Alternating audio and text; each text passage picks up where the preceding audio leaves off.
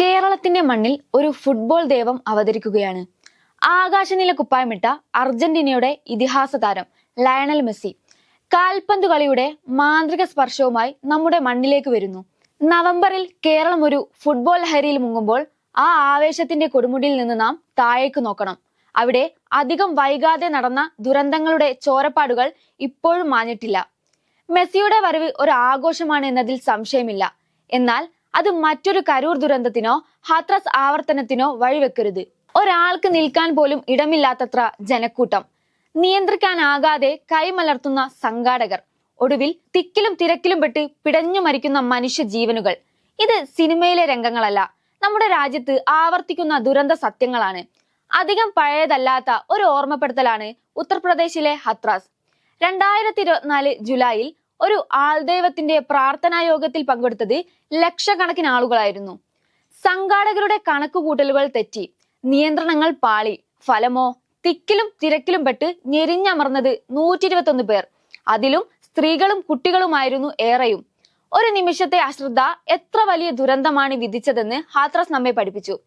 തമിഴ്നാട്ടിലെ കരൂരിൽ നടന്നത് രാഷ്ട്രീയത്തിന്റെ പേരിലുള്ള ഒരു തരം കൊലപാതകം തന്നെയായിരുന്നു. ദളപതി വിജയുടെ രാഷ്ട്രീയ റാലിക്ക് അനുമതിയില്ലാതെ തടിച്ചുകൂടിയ ആയിരങ്ങൾ ഇടുങ്ങിയ വഴിയിൽ ആവേശമണപൊട്ടിയപ്പോൾ സംഭവിച്ചതൊരു കൂട്ടമരണമാണ്. സുരക്ഷാ ക്രമീകരണങ്ങളെ പുച്ഛിച്ചു തള്ളിയതിന്റെ ഫലമായി നിരവധി ജീവനുകളാണ് അവിടെ പൊലിഞ്ഞത്.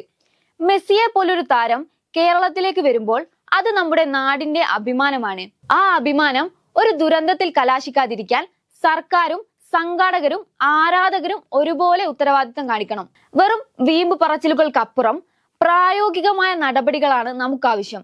മെസ്സി കളിക്കാൻ പോകുന്നത് കൊച്ചിയിലെയോ തിരുവനന്തപുരത്തെയോ സ്റ്റേഡിയത്തിലാകാം. ആ സ്റ്റേഡിയത്തിൽ ഉൾക്കൊള്ളാനുള്ള ശേഷി എത്രയെന്ന് കൃത്യമായി നിർണയിക്കണം. ഒരു കാരണവശാലും അതിലധികം ടിക്കറ്റുകൾ വിൽക്കരുത്.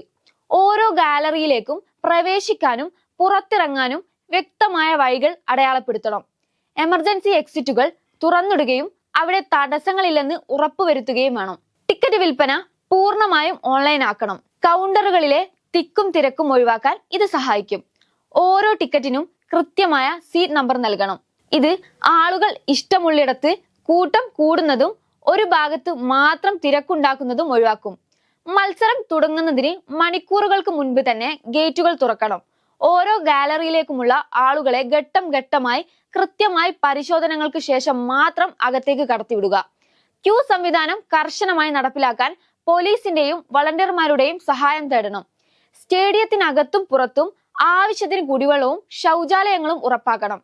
മണിക്കൂറുകളോളം കാത്തു നിൽക്കേണ്ടി വരുന്ന ആരാധകരുടെ, പ്രത്യേകിച്ച് സ്ത്രീകളുടെയും കുട്ടികളുടെയും മുതിർന്നവരുടെയും കാര്യത്തിൽ പ്രത്യേക ശ്രദ്ധ വേണം. ഒരു സമ്പൂർണ്ണ മെഡിക്കൽ ടീം, ആംബുലൻസുകൾ, ഫയർഫോഴ്സ് യൂണിറ്റുകൾ എന്നിവ സ്റ്റേഡിയത്തിൽ സജ്ജമായിരിക്കണം. ചെറിയൊരു അപകടം പോലും ഉടൻ ശ്രദ്ധിക്കാനും ആവശ്യമെങ്കിൽ ആളുകളെ ആശുപത്രിയിലേക്ക് മാറ്റാനുമുള്ള സംവിധാനം വേണം.